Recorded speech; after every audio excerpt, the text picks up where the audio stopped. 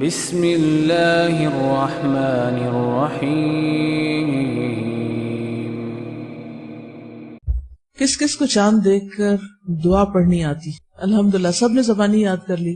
جنہوں نے یاد نہیں کی وہ کتاب ساتھ رکھے اور جس وقت چاند دیکھے تو ایک نظر نیچے دیکھے، ایک اوپر دیکھے، نیچے دیکھے اور دعا پڑھ لیں.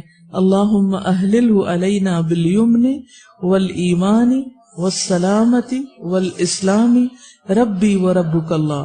یا اللہ ہم پر یہ چاند امن، ایمان، سلامتی اور اسلام کے ساتھ طلوع فرما. اے چاند میرا اور تیرا رب اللہ ہے. یعنی ہمارے اور چاند کے بیچ میں ایک چیز کامن ہے کہ دونوں کا رب اللہ ہے. یعنی چاند ہمارا رب نہیں، کیونکہ کچھ قومیں چاند، ستارے، سورج ان چیزوں کو پوجتی ہیں، تو ہم ان کو نہیں پوجتے. یہ تو صرف اللہ کی نشانیاں ہیں جو ہمیں اوقات بتانے کے لیے اور دیگر فائدوں کے لیے دکھائی گئی ہیں، ورنہ اصل چیز یہ ہے کہ ہم سب کا رب اللہ ہے. جیسے ابراہیم علیہ السلام نے چمکتے چاند کو دیکھ کر سوچا کہ شاید یہ رب ہو، لیکن جب غروب ہوا تو کہا کہ یہ رب نہیں ہو سکتا، تو وہ رب نہیں.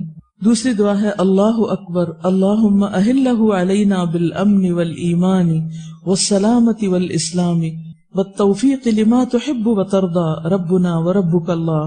اللہ سب سے بڑا ہے.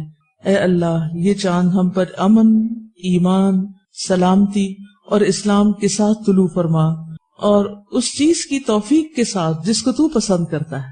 یعنی ہمیں اس مہینے میں ایسے کام کرنے کی توفیق دے، اور نہ صرف یہ کہ اس مہینے میں بلکہ سال کے ہر مہینے میں، کہ جس سے اللہ سبحانہ و تعالیٰ راضی ہو جائیں.